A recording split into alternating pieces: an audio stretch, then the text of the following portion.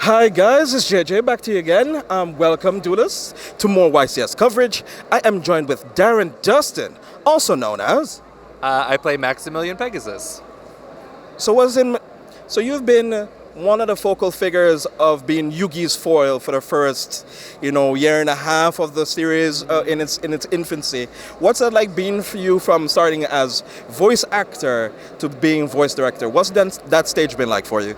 It's been great. It was kind of a natural progression. I was a theater actor and then landed this voiceover gig. Yu-Gi-Oh! Was my first voiceover job, which was pretty cool. And then all of a sudden, directors were needed for projects that the same company was producing. And I've been directing, since 2003, I guess. And I love it.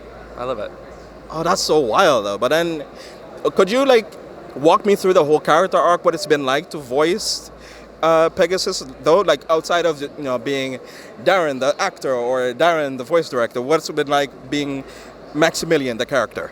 Yeah, I mean, first of all, it's crazy that a character has lived this long, and he's not in the recent series or anything, but just that this character exists, and I still get to go to events like these and celebrate him, and people still know who he is, and people who watched the show in 2001, their children are now watching the show, and so that's been pretty cool. And, as far as the character himself, I don't know. It just sort of came out. The auditionees were really generous with just sort of letting me do my thing, and they liked what I did, and I tried to be a little funny at the audition, and I was chosen, and it's all just been gravy ever since. Because then Maximilian is sort of like a debonair and a sort of like a regal sort of figure. It's Yeah. like, did you need to challenge that on me all the time, or do you need to put in like 110%, or was kind of like, you know what, I'm in this? I wore three-piece suits to every session, and my tuxedo, it's after 6. What am I, a farmer? Anyways, no. With voiceovers, it's a very casual environment, and that, you can wear your sweats and your sneakers and that sort of thing. But once you're in the booth, that you are kind of channeling the character. And so, vocalisms that you can do to get you in the pocket, just, as far as like posture and stance and gesturing, you kind of try to embrace what's on the screen, and it all helps. You hear it in the character. So then was Max the only character that you really liked doing voice work for, or any other characters in the Yu-Gi-Oh franchise you thought, oh, that was a fun one to do? Yeah, I like that you called him Max. First of all, that's cute. He would kill you on the spot.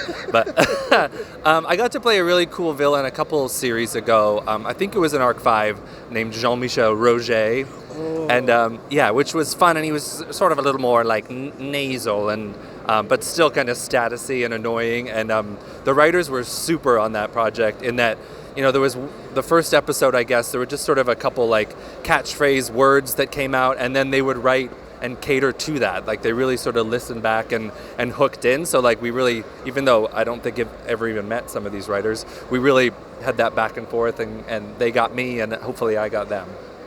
Okay, so of course, now talking about the production front of it, that you worked as a voice director. Yeah. What does actually mean to be one?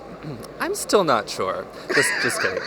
No, I've been directing the Yu-Gi-Oh! Series since 2008, maybe. And so that was Arc 5. That was 5Ds, and then Zexal, and then Arc 5, and now we're into Yu-Gi-Oh! Vrains, which we're already recording Season 2 of Yu-Gi-Oh! Vrains. And I'm really proud of it. First of all, we've seen like an evolution of the show, I think. I think the caliber of the talent is better than ever, and the writing's really tight. And I love being on that side of the studio. You get to, number one, interact with every single actor.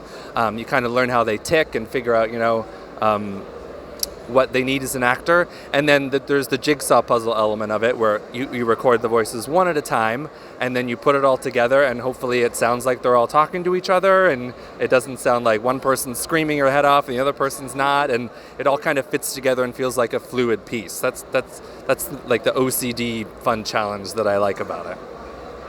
Okay, and of course that's probably not like the most easiest challenge, but then you think about the prospects of having your videos being played on TV and stuff like that, or being via streaming services. Yeah. And it's like, Do you also get recognized by some of the other voices that you've done before because of it, or do you think, well, all the work I paid in, it came to fruition. I put in a whole lot of hours. Do you think of the reward after it, or you just do think of like, this has been fun. The career has been fun. Getting from A to B has been great. Yeah. It doesn't matter in between.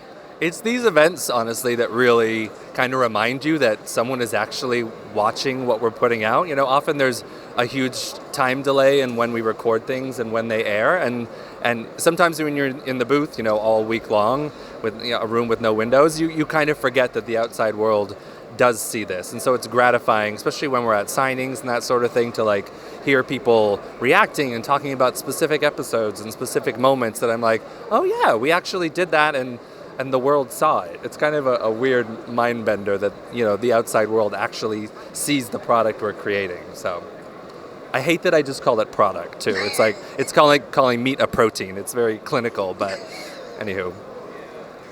But thank you, Darren, and thank you, Erica, for coming on. You can't see her; she's not in the shot. Where she belongs. Wait, oh shoot! Oh, here she comes. Here she comes. Don't you upstage me! Don't you upstage me! What's happening? Thanks, JJ. Oh, thank you very much. And there'll be more YCS coverage after this.